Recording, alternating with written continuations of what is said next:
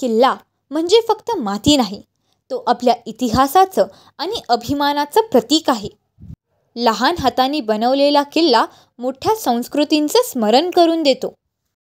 प्रत्येक किल्ल्यात दडलेली आहे आपल्या छत्रपतींच्या पराक्रमाची गोष्ट. नमस्कार मित्रमैत्रिणींनो, आज मी तुम्हाला सोप्या पद्धतीने किल्ला कसा बनवायचा ते सांगणार आहे.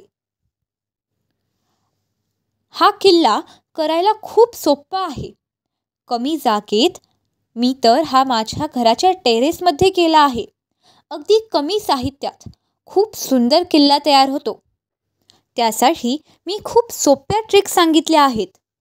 चला तर मग किल्ला बनवायला सुरुवात करूया. तर इथे मी काही दगड आणि विटा घेतलेल्या आहेत. इथं माझ्याकडे एक पोतं होतं, त्याचे मी 3 तुकडे करून घेतले आहेत. त्याला कट करून घेतलं आहे मी अशा प्रकारे.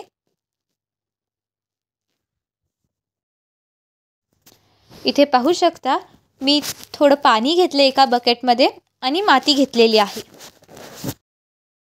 बस आपल्याला एवढंच साहित्य लागणार आहे. तर सगळ्यात आधी आपण जे बकेटमध्ये पाणी घेतलेलं त्याच्यात माती खूप व्यवस्थित मिक्स करून घ्यायची आहे. इथे पाहू शकता की अशा पद्धतीने मी माती पाण्यात मिसळून घेत आहे.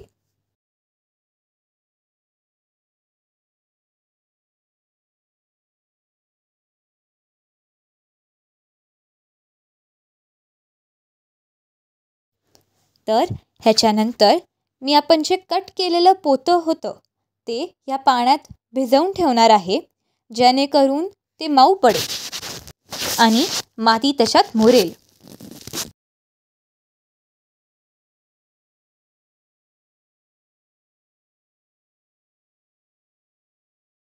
हे बघा, अशा पद्धतीने आपण हे भिजवलंय आणि आता आपण हे थोडं साईडला ठेवूयात.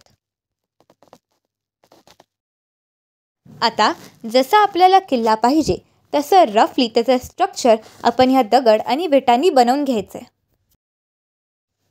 तर इथे मी जे आपण पोतं कट केलेलं त्याचा दुसरा भाग मी इथं खाली पसरवून घेतलेला आहे. ते का पसरवलं आहे ते मी तुम्हाला व्हिडिओच्या शेवटला सांगेन. तर व्हिडिओ पूर्ण बघायला विसरू नका.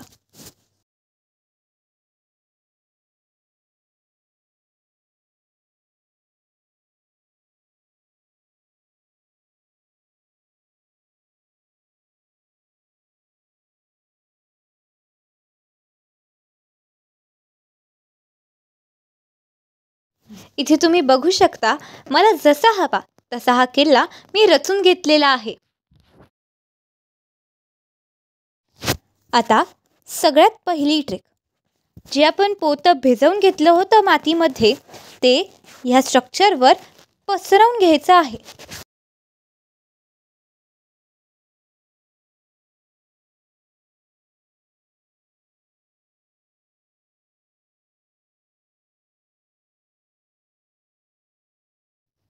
हे पाहू शकता अशा प्रकारे मी ते भिजलेलं पोतं ह्याच्यावर पसरवून ठेवलेलं आहे. आणि आता आपल्याकडं जे पाणी राहिलेलं आहे ते ह्याच्यावर थोडं थोडं करून ओतून द्यायचं आहे.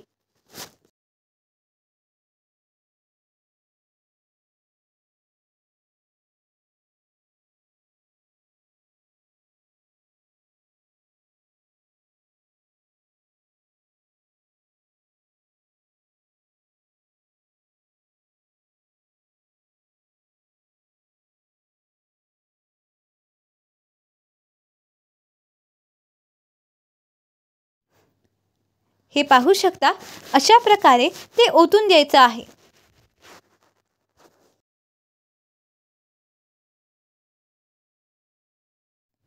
इथे तुम्ही पाहू शकता मी ह्या किल्ल्याला एक गुहा आणि छोटीशी विहीर देखील बनवली आहे.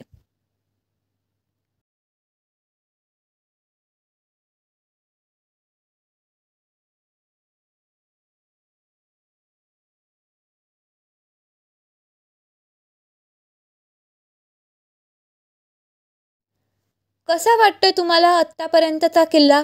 कमेंट करून नक्की सांगा.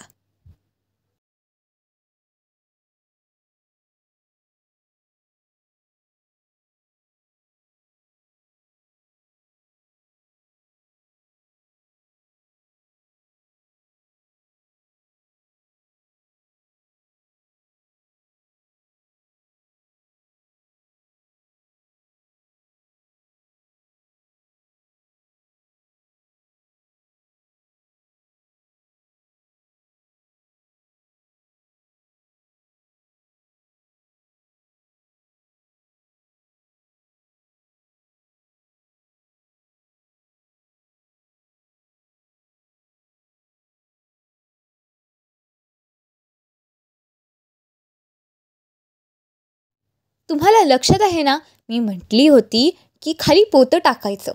तर आता का टाकायचं हे मी तुम्हाला सांगते. पहिलं कारण म्हणजे ही आपण जी विहीर बनवली आहे ना, त्यात आपण जेव्हा पाणी टाकू ते जास्त काळ राहत नाही जेव्हा आपण ते खाली जमिनीवर बनवतो. जेव्हा आपण पोतं टाकतो त्यावेळेस ते पाणी त्यात राहतं म्हणून. आणि दुसरी गोष्ट म्हणजे खाली पोत्यामुळे हिरवळ खूप चांगली उगवून येते.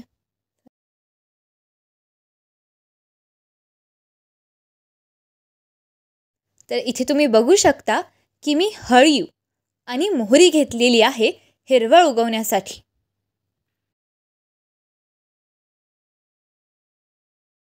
आता ह्या दोन्ही गोष्टी आपण किल्ल्यावर पसरवून घेऊ.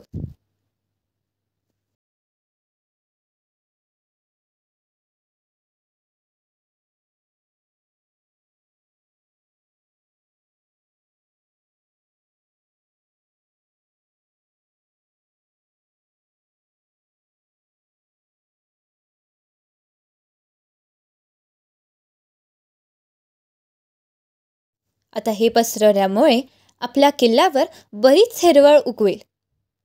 झाला ना आपला किल्ला तयार. आता 2-3 दिवसानंतर हिरवळ उगवल्यानंतर मी अजून एक व्हिडिओ टाकेल. तो पाहायला देखील विसरू नका. आता हा झाला आपला किल्ला तयार. सोपा आणि सुंदर. हो ना? तुम्हाला कसा वाटला कमेंट करून नक्की सांगा. आमच्यासाठी हा किल्ला म्हणजे फक्त एक दिवाळी सजावट नाही, तर आपल्या संस्कृतीचा, परंपरेचा आणि अभिमानाचा जिवंत नमुना आहे. थोड्या वेळात कमी साहित्य वापरून बनवलेला हा किल्ला आमचं एकत्रितपण, मेहनत आणि आनंदाचं प्रतीक आहे.